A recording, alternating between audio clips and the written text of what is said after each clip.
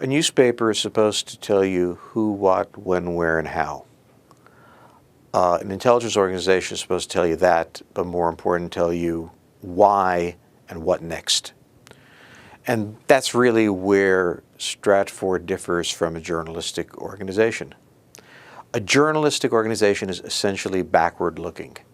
Its job is to record what has happened and to tell the reader all about it. An intelligence organization is supposed to really be focused on what's going to happen. And that's a very different task. Another way to look at it is that a journalistic organization is source-based. It tells you what people tell it.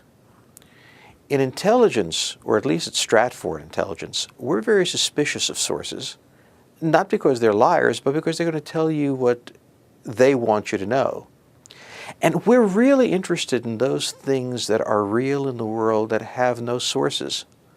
I mean, one of the facts of the matter is that there are huge amounts of things happening in the world that there is no person to step forward and tell you about. So, whereas a newspaper will never revert to inference, Stratfor will. I'll give you an example. When the war in Georgia broke out in 2008, Stratfor had predicted that that was going to happen.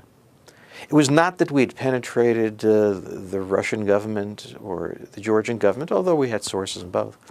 It was the realization that the Russians had been put in a position by a decision to give Kosovo independence that gave them no choice. So whereas a newspaper would never infer what is likely to happen as a result, or shouldn't infer, we do. We don't simply connect the dots, we try to fill in the blank spaces.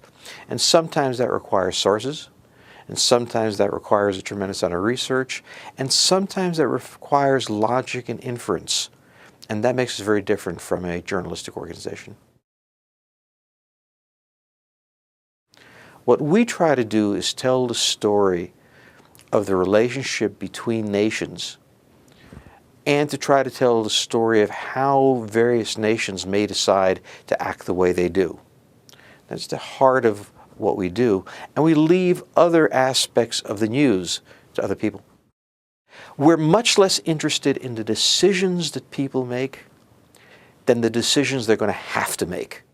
So we're not really all that interested in what the bureaucrats and officials inside of Washington have to say, because they come and go and it really doesn't matter. Washington has an entire industry of producing policy papers, most of which are never read by anyone of importance. And those people who are really important, like the president, they don't really get to make as many decisions as you might think. The pressures that are on a president, that are squeezing them, shaping them, informing them, are just much more important than what he might want to do. And what we focus on are those pressures and not the people. Intelligence allows the individual the same thing as it allows governments, the opportunity to plan ahead. If you don't know it's coming, there's nothing you can do. But for example, if you understood that George Bush had decided to finance the war of Iraq by borrowing instead of by paying for it directly, I think you would have understood that there were going to be certain economic consequences. And if you understood those consequences, you may have been able to plan around it.